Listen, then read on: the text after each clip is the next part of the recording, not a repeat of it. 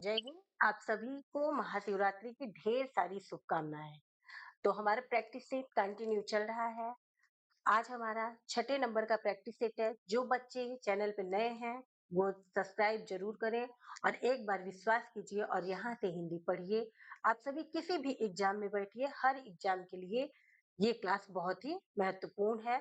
चलिए समय को व्यर्थ नहीं करते हैं, वो क्लास को स्टार्ट करते हैं। प्रश्न है, वह हिंदी साहित्य जिसमें गद्य और पद्य दोनों मिश्रितों के लिए सार्थक शब्द है। गद्य काव्य होगा, चंपू होगा, या फिर गद्य गीत होगा, या फिर मिश्रित काव्य होगा। तो वह साहित्य जिसमें गद्य और पद्य दोनों मिश्रित होते हैं उसे चंपू काव्य बोलते हैं। इसका राइट आंसर बी है। बहुत ही इंपॉर्टेंट प्रश्न है, ये यूपीएसआई में आया था, ठीक, 2021 में। चलिए, और ये राजस्थान एसआई 2016 में भी आया हुआ है। नेक्स्ट है, मेरी गोद में बिल्ली है, इस वाक्य में कौन सा कारक है?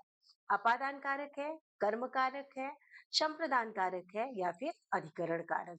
तो कारक के प्रकार पूछे तो कारक के 8 प्रकार होते हैं। कर्ता कारक, कर्ता, कर्म, करण, संप्रदान, संप्रदान होगा यहाँ पर, ठीक, उपादान, अपादान, अधिकरण,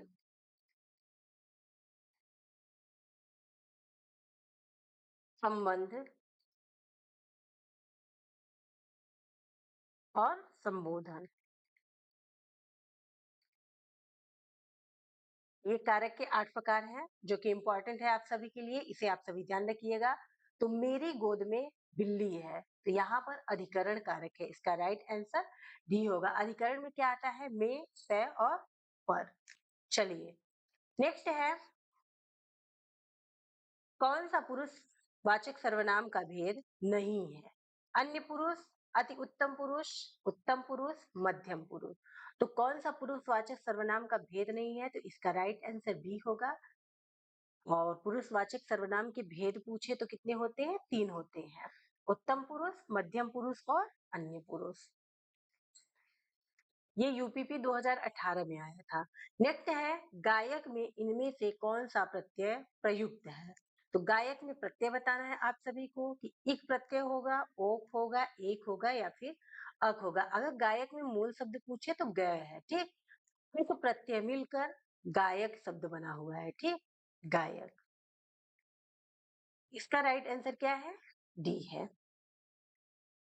नेक्स्ट है, क्लास को आप सभी शेयर जरूर कीजिएगा। जितने भी नए बच्चे हैं चैनल को सब्सक्राइब करें और क्लास को आप कंटिन्यू लेंगे। खुद आपको भरोसा होगा कि कितनी बेहतर ढंग से हिंदी की क्लास कराई जाती है, कि जिससे आप किसी भी एग्जाम में बैठते हैं जहां पर भी हिंदी है वहां पर आप सभी अच्छे से कर लेंगे, ठीक। चलिए, नेक्स्ट है, पुस्तक रखी है, वाक्य में वचन है, बहुवचन है, एक वचन है, द्विवचन है, या फिर त्रिवचन है। पुस्तक रखी है, यहाँ पर एक वचन है, ठीक। इसका राइट आंसर बी है। कुछ शब्द हैं जो सदैव एक वचन होते हैं, उन्हें भी आप सभी नोट डाउन कर लीजिए। बारिश, बारिश, पानी, प्रकाश, सत्य, प्रेम। ये ऐसे शब्द हैं जो सदैव एक वचन में प्रयुक्त होते हैं, ठीक। और दूध जो है ये भी सदैव एक वचन में प्रयुक्त होता है, तो इसे आप सभी याद रखिए। यूपीपी 2018 ये भी प्रीवियस ईयर है। नेक्स्ट है, शीला अपने कपड़े स्वयं धोती है, इस वाक्य में स्वयं सर्वनाम का कौन सा भेद है? निजवाचक, संबंधवाचक, पुरुषवाचक, या फिर निश्चयवाचक। तो शीला अपने कपड़े स्वयं धोती है, यहाँ पर निजवाचक सर्वनाम है। यूपीएसआई 2021 में यह प्रश्न आया है। शब्द दांत इनमें से किस विकल्प को दर्शाता है? पुल्लिंग है, स्त्रीलिंग है, उभयलिंग है, या फिर नपुंसक लिंग है। तो दांत बताना है कि क्या है, तो ये क्या है? पुल्लिंग है। इसका राइट आंसर ए है। यूपीएसआई 2017 का प्रश्न है ये। नेक्स्ट है, विशेषण की विशेषता बताने वाले शब्द क्या कहलाते हैं? उद्देश्य विशेषण, क्रिया विशेषण, प्रविशेषण या फिर विधेय विशेषण। तो विशेषण की विशेषता बताने वाले को क्या कहते हैं? प्रविशेषण कहते हैं। इसका राइट आंसर सी है। और विशेष्य की विशेषता बताने वाले को विशेषण कहते हैं। चलिए नेक्स्ट है, केंद्रित और अधिकता में क्रमशः प्रत्यय इन प्रकार है। आपको बताना है केंद्रित और अधिकता में कौन सा प्रत्यय है? द्रित, ता, इत और आ, इत और ता, इत या फिर ता। तो इसका राइट आंसर जो है सी है। केंद्रित में इत प्रत्यय है, अधिकता में ता प्रत्यय है। नेक्स्ट है, स किसके योग से बना हुआ है? क और स के, त और र के, ज यहाँ पर इया होगा, ठीक। इया के एक ऑप्शन और है, क्या है? स और र के। तो आप इन तीनों में से बताइए कि छ किसके योग से बना हुआ है? तो इसका राइट आंसर जो है ए होगा। ये छ क्या है? ये संयुक्त व्यंजन है, संयुक्त व्यंजन। इनकी संख्या कितनी होती है? तो 4 होती है। छ, र, ज्ञ और श्र। ये एग्जाम में पूछे जाते हैं और ये भी पूछा जाता है कि ये किन शब्दों से मिलकर बने हैं। तो छ जो है क और श से मिलकर बना है, त और र से र बना हुआ है, ठीक। ज और ऐया से ज्ञ बना हुआ है। बहुत ही इंपॉर्टेंट है, यहाँ से एग्जाम में बार बार प्रश्न पूछे जाते हैं, तो आप सभी ध्यान रखिएगा। और स और र से क्या बनता है? स्र बनता है। चलिए नेक्स्ट है, ये चारों बहुत इंपॉर्टेंट है, तो आप सभी ध्यान रखिएगा इसे। भारत की सबसे चौड़ी नदी ब्रह्मपुत्र तथा सबसे लंबी नदी गंगा है। वाक्य में प्रयुक्त शब्द सब से क्या है? प्रविशेषण है, विशेषण है, क्रिया विशेषण है या फिर विशेष्य है? तो विशेषण की विशेषता बताने वाले को क्या कहते हैं? प्रविशेषण। और जो विशेष की विशेषता बताए उसे विशेषण कहते हैं। तो यहाँ पर आप सभी को बताना है कि सबसे जो शब्द है वो क्या है? तो वो क्या है? प्रविशेषण है। इसका राइट आंसर ए है। यहाँ पर नदी की विशेषता कौन बता रहा है? चौड़ी, ठीक। नदी क्या है? संज्ञा है, तो ये क्या हुआ? विशेष्य है। और चौड़ी क्या है? ये विशेषण है। और सबसे क्या है? ये प्रविशेषण है। चलिए, तो ये चीज सदैव आप सभी याद रखिएगा कि विशेष्य की विशेषता बताने वाले को विशेषण कहते हैं और जो विशेषण की विशेषता बताए उसे प्रविशेषण कहते हैं। नेक्स्ट है, मुझे 10 दिन की छुट्टी चाहिए। इस वाक्य में 10 किस प्रकार का विशेषण है? संख्यावाचक विशेषण है, सार्वनामिक विशेषण है, परिमाणवाचक विशेषण है या फिर गुणवाचक विशेषण? यूपीएसआई 2021 में ये प्रश्न आया हुआ था। तो मुझे 10 दिन की छुट्टी चाहिए, यहाँ पर 10 जो है ये संख्यावाचक विशेषण है। इसका राइट आंसर ए है। नेक्स्ट है, किसी कार्य का करने या होने का बोध कराने वाले शब्द कहलाते हैं? संख्या, यहाँ पर काल होगा, काल, क्रिया या फिर विशेषण?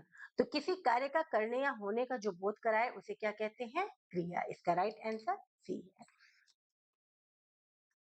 नेक्स्ट है, कर्मवाच्य में प्रधान होता है विचार, भाव, कर्म या फिर कर्ता?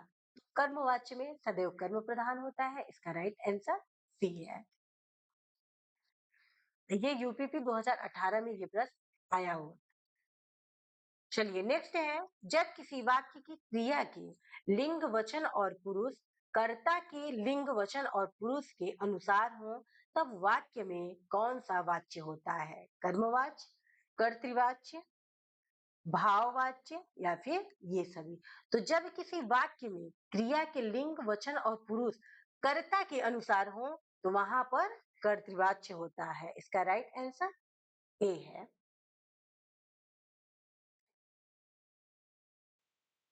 नेक्स्ट है,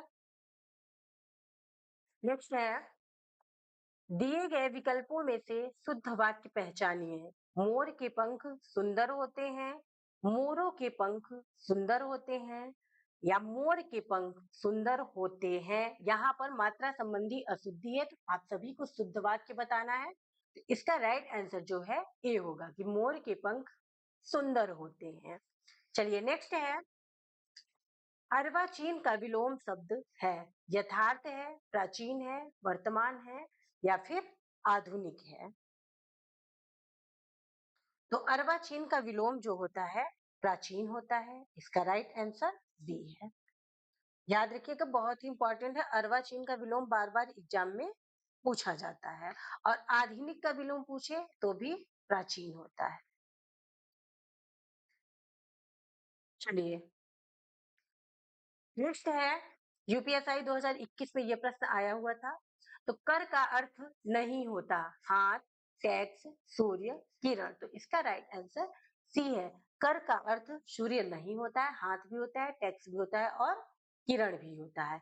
यूपीपी 2018 का प्रश्न है ये।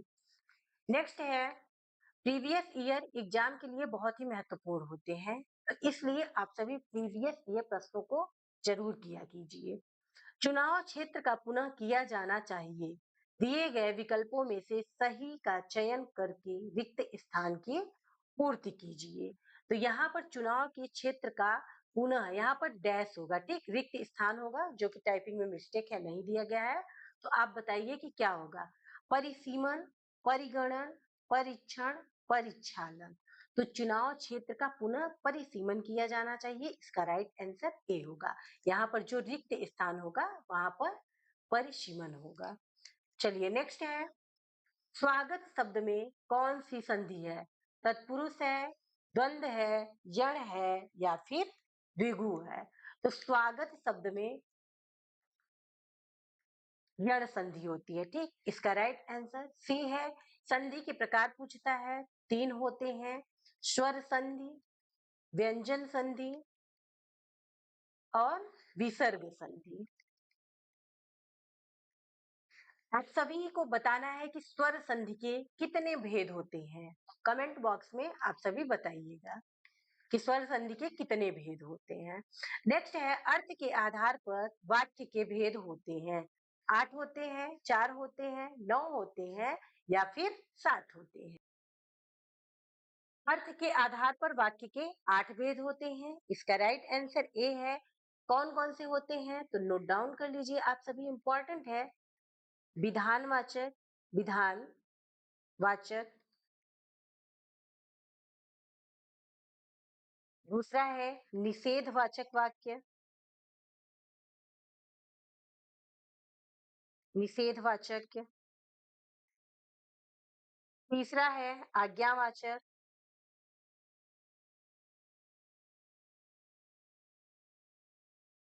चौथा है विस्मयादि बोधक, विस्मयादि बोधक। पांचवा है प्रश्नवाचक।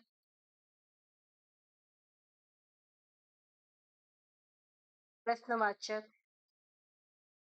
और छठा है संकेतवाचक, संकेत वाचक। सातवां है संदेहवाचक, संदेहवाचक। और आठवां है इच्छावाचक, इच्छावाचक। अर्थ के आधार पर वाक्य के 8 भेद होते हैं, इसे आप सभी नोट डाउन कर लीजिएगा। विधानवाचक वाक्य, निषेधवाचक वाक्य, आज्ञावाचक वाक्य, विस्मयादिबोधक वाक्य, प्रश्नवाचक वाक्य, संकेतवाचक वाक्य और संदेहवाचक वाक्य और इच्छावाचक वाक्य। चलिए नेक्स्ट है, यति का अर्थ है चरण होता है, गुण होता है, विराम होता है या फिर प्रवाह होता है। तो यति का अर्थ जो होता है विराम होता है। इसका राइट आंसर सी है। नेक्स्ट है, हिंदी वर्णमाला में वर्णों की संख्या है, 52 है, 53 है, 55 है या फिर 66 है। तो हिंदी वर्णमाला की संख्या जो है 53 है। इसका राइट आंसर ई है। पहले एग्जाम में प्रश्न आता था तो आप सभी 52 लगाते थे, लेकिन अब हिंदी वर्णमाला में संख्या जो है 53 है। 22 अगस्त 2024 में केंद्रीय हिंदी निदेशालय ने एक शब्द और जोड़ा है, ठीक, उसे बोलते हैं विशिष्ट व्यंजन, विशिष्ट व्यंजन, ठीक।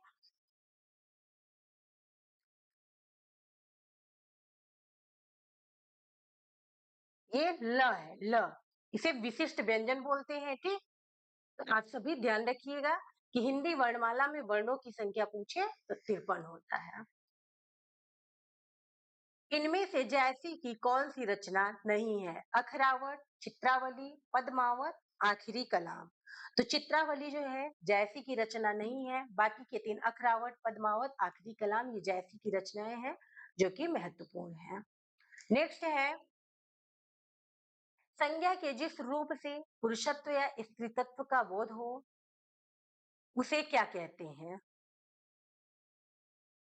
यहाँ पर स्त्रीत्व होगा, ठीक, ये त नहीं होगा, स्त्रीत्व होगा। क्रिया कहते हैं, वचन कहते हैं, लिंग कहते हैं या फिर कारक। तो संज्ञा के जिस रूप से पुरुषत्व या स्त्रीत्व का बोध होता है उसे लिंग कहते हैं। इसका राइट आंसर सी है। नेक्स्ट है, रामचरितमानस की भाषा है, बुंदेली है, ब्रज है, अवधी है, खड़ी बोली है। तो रामचरितमानस की भाषा अवधी भाषा है। नेक्स्ट है, रानी केतकी की कहानी के लेखक हैं राम प्रसाद निरंजन, सैयद इंसा अल्लाह खां, लल्लू लाल जी, सदल। तो रानी केतकी कहानी के लेखक जो है सैयद इंसा अल्लाह खां है, याद रखिएगा, बहुत ही इंपॉर्टेंट रचना है। नेक्स्ट है, पेड़ से पत्ता गिरा, यहाँ पेड़ में कारक है, कर्म कारक है, अपादान कारक है, संप्रदान कारक है या फिर करण कारक है। तो पेड़ से पत्ता गिरा मतलब अलगाव की बात कर रहा है, तो यहाँ पर अपादान है, इसका राइट आंसर बी है। नेक्स्ट है, श्वेत और स्वेद का अर्थ है। आप सभी को श्वेत और स्वेद का अर्थ बताना है कि क्या होगा। सफेद और पसीना होगा, निजी और सफेद होगा, स्वच्छ और पसीना होगा या फिर सफेद और मनमाना होगा। तो श्वेत का अर्थ जो होता है सफेद होता है, ठीक, और स्वेद का अर्थ जो होता है पसीना होता है, क्या होता है, पसीना। तो इसका राइट आंसर ए होगा। चलिए नेक्स्ट है, किरण का पर्यायवाची कौन सा होगा? भानुजा होगा, रसिका होगा, तटिनी होगा या फिर रश्मि होगा। इसका राइट आंसर डी होगा, रश्मि होता है। इसके साथ ही किरण के अन्य पर्यायवाची जो महत्वपूर्ण है नोट डाउन कर लीजिए आप सभी। आभा, आभा, ज्योति, अंशु, मरीचि, मयूख। ये इंपॉर्टेंट है, आप सभी नोट डाउन कर लीजिएगा। चलिए नेक्स्ट है, स्त्रीकरण का विलोम शब्द क्या है? निरस्त्रीकरण, यंत्रीकरण, वशीकरण या फिर सस्त्रीकरण। स्त्रीकरण का विलोम जो होता है निरस्त्रीकरण है, इसका राइट आंसर ए है। नेक्स्ट है, इनमें से कौन सा शब्द शुद्ध है? तो आप सभी चारों ऑप्शन पढ़िए और आंसर बताइए कि कौन सा शुद्ध है। तो ये इसका राइट आंसर जो है डी होगा, दीर्घालु शुद्ध है। मात्राओं से प्रश्न पूछा जाता है तो आप सभी इसका प्रैक्टिस हमेशा करिएगा और इसे नोट डाउन करिएगा, बार बार लिखिएगा और ध्यान रखिएगा कि कौन सा शब्द, क्योंकि अगर थोड़ी सी मात्रा गलत हो जाती है तो आपके नंबर कट जाते हैं। चलिए, यूपीएसआई 2021 में ये प्रश्न आया था। तो चलिए नेक्स्ट है, जिस समास में पूर्व पद अव्यय हो तो वह किस प्रकार का समास कहलाता है? व्ययी भाव, कर्मधारय, बहुव्रीहि या फिर तत्पुरुष। तो जिस समास का पूर्व पद अव्यय हो तो वो अव्ययी भाव समास कहलाता है, इसका राइट आंसर ए है। नेक्स्ट है, मुहावरे से प्रश्न है, चिराग तले अंधेरा, इस लोकोक्ति का क्या अर्थ है? दूसरों को प्रकाशित करना, आत्म प्रकाशन, अपनी बुराई न देखना, तो इसमें से कोई नहीं है। तो चिराग तले अंधेरा मतलब अपनी बुराई न देखना, इसका राइट आंसर सी है। नेक्स्ट है, यूपीएसआई 2021 में ये प्रश्न भी आया हुआ है। चलिए, अपने जीवन पर स्वयं लिखी कथा वाक्यांश के लिए एक शब्द होगा। रेखाचित्र, संस्मरण, आत्मकथा, आत्मज्ञान। अपने जीवन पर स्वयं लिखी कथा को आत्मकथा कहते हैं, इसका राइट आंसर सी। और ये संस्मरण किसे कहते हैं अगर पूछता है तो स्मृति के आधार पर किसी व्यक्ति या विषय वस्तु पर जब लिखा जाता है तो उसे संस्मरण कहा जाता है। चलिए नेक्स्ट है, जिन शब्दों में लिंग वचन कारक आदि के कारण कोई परिवर्तन नहीं होता, वे शब्द क्या कहलाते हैं? अव्यय, विशेषण, क्रिया या फिर संज्ञा। तो जिन शब्दों में लिंग, वचन, कारक आदि के कारण कोई परिवर्तन नहीं होता है, वे व्यय कहलाते हैं। इसका राइट आंसर ए है। अव्यय के प्रकार पूछता है, तो कहीं कहीं 4 दिया होता है और कहीं 5 दिया होता है। तो आप सभी मतलब दोनों को जान लीजिए कि कौन-कौन से होते हैं। क्रिया विशेषण अव्यय, क्रिया विशेषण अव्यय। दूसरा है संबंध बोधक अव्यय, संबंध बोधक अव्यय। और तीसरा है समुच्चय बोधक अव्यय, समुच्चय बोधक अव्यय। चौथा है विस्मयादि बोधक।